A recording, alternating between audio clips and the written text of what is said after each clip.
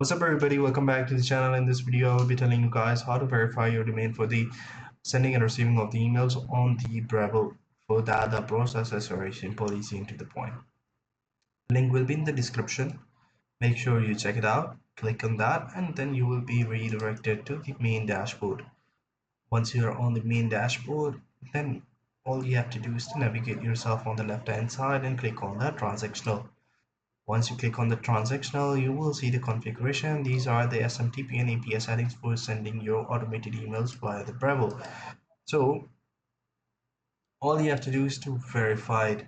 How it works that either it verified by your email. If you have a separate custom domain, then you have to drop those configurations in that domain. For example, if you're using AWS services, you have to go to the AWS clouds and enter all these records, and once it's confirmed you will just say it works.